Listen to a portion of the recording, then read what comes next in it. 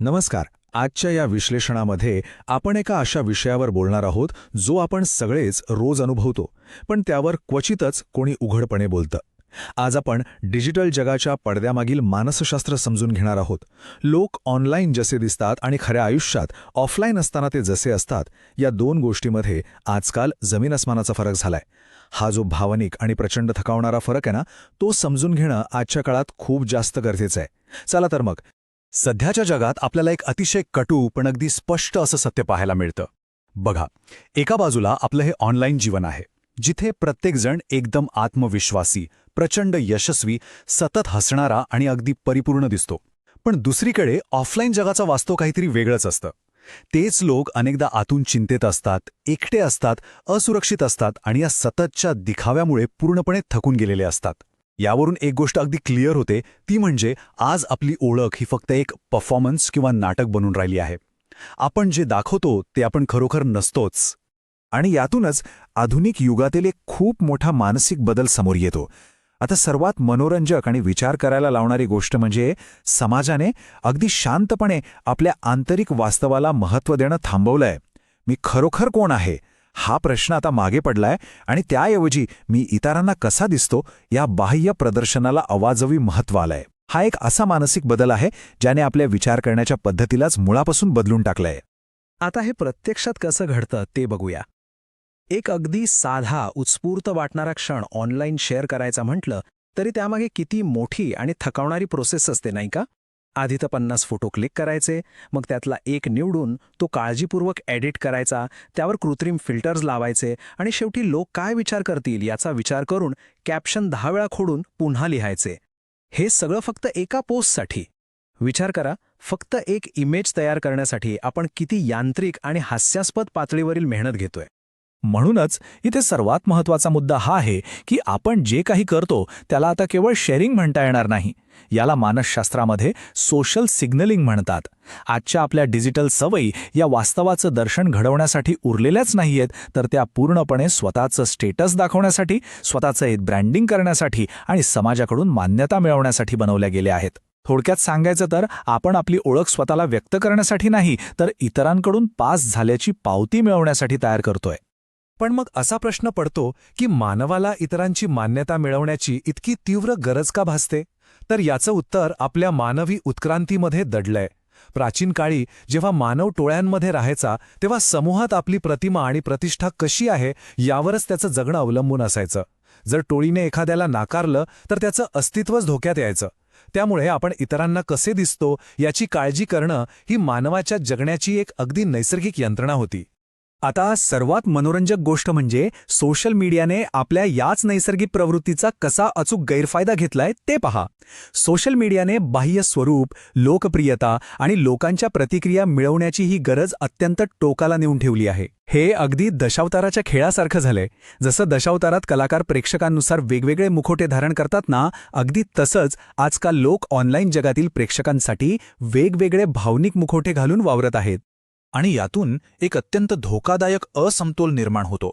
Digital platforms फक्त एकाच गोष्टीला प्रोत्साहन देतात, ते म्हणजे सौंदर्य, प्रचंड आत्मविश्वास, ऐशोराम आणि यश. पण यामुळे काय होतं? मानवी जीवनातील जे खरे पैलू आहेत, जसं की दुःख, मनातला गोंधळ, एकटेपणा आणि अपयश, त्यांना कुठेतरी अंधारात ढकललं जातं. या प्लॅटफॉर्म्सवर सर्वसामान्य, खऱ्या मानवी वास्तवाला कोणतीही जागा उरत नाही. हे सगळं आपल्या मनावर किती खोल आणि भयानक आघात करतंय हे यातून स्पष्ट दिसतंय. माणसाची ही ऑनलाईन आवृत्ती त्याच्या खऱ्या स्वरूपापासून पूर्णपणे तुटलेली आहे. परिस्थिती अशी झाली आहे की लोक खरोखरच जीवनाचा आनंद घेण्याऐवजी फक्त जगाला दाखवण्यासाठी स्वतः किती आनंदी आहेत याचं प्रदर्शन आणि नाटक करू लागलेत. हे मान्यतेचं चक्र कसं तयार होतं ते समजून घेणं खूप गरजेचं आहे. याला व्हॅलिडेशन लूप असं म्हणतात.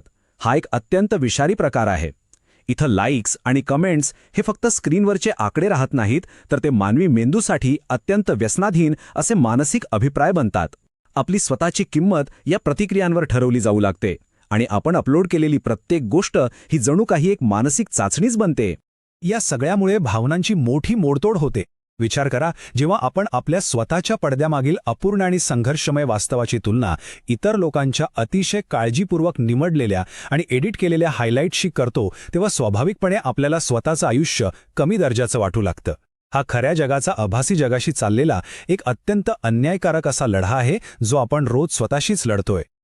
म्हणूनच ह्यातून एक भयानक ओळखीचा सापळा निर्माण होतो. जे कंटेंट क्रिएटर्स किंवा इन्फ्लुएन्सर्स आहेत आणि अगदी सामान्य लोकही त्यांनी प्रेक्षकांसाठी उभ्या केलेल्या या खोट्या पात्रांमध्ये ते स्वतःच अडकून पडतात. कारण प्रेक्षकांना सतत तेच पाहायचं असतं. यशस्वी व्यक्तीला सतत यशस्वीच दिसावं लागतं, आनंदी व्यक्तीला आपलं दुःख लपवून आनंदीच राहावं लागतं. हे न संपणारं प्रदर्शन मानसिकदृष्ट्या पूर्णपणे पिळून काढणारं असतं. आता आपण थोड्या अधिक खोल मानसिक स्तरावर जाऊया. हा प्रश्न खूप महत्त्वाचा आहे. आपल्याला अपूर्ण दिसण्याची किंवा आपल्यातील उणीवा दाखवण्याची इतकी तीव्र भीती का वाटते? आपण आपलं खरं स्वरूप लपवण्यासाठी इतके हतबल का असतो? यामागे आपली स्वतःची कोणती मानसिक असुरक्षितता दडलेली आहे?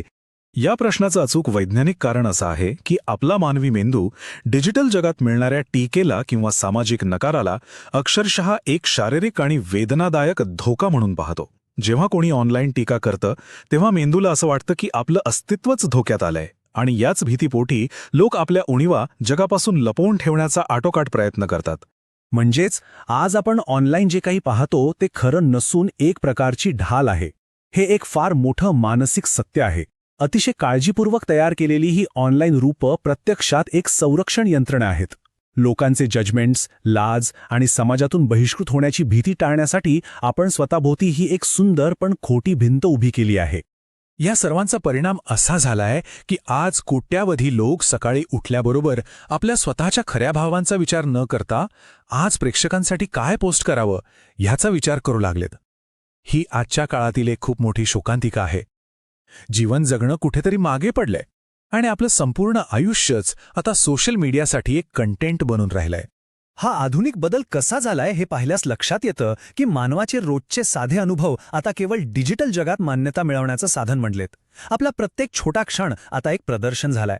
खऱ्या अर्थाने जीवन जगणे आणि तो क्षण अनुभवणे याची जागा आता ते जीवन कॅमेऱ्यात कैद करण्याने आणि ते डॉक्युमेंट करण्याने घेतली आहे. इथे आपण ह्या विश्लेषणाच्या अगदी मूळ तात्विक मुद्द्यावर येतो. आपण थोडा वेळ थांबून ह्या प्रश्नावर नक्की विचार करायला हवा. जर आपली ओळख ही केवळ एक प्रदर्शन बनली असेल जो आपण ऑनलाईन जगासाठी करत आहोत, तर त्या डिजिटल मुखवट्यामागे असणाऱ्या त्या खऱ्या माणसाचं नक्की काय होतं? त्याचं अस्तित्व कुठेतरी हरवून तर जात नाहीये ना? आजच्या काळातील एक भीषण सत्य असं आहे की आधुनिक जगातील एकटेपणा हा लोकांशी डिजिटल कनेक्शन नसल्यामुळे आलेला नाहीये, तर हा एकटेपणा आपल्यातील खरेपणा हरवल्यामुळे आलेला आहे.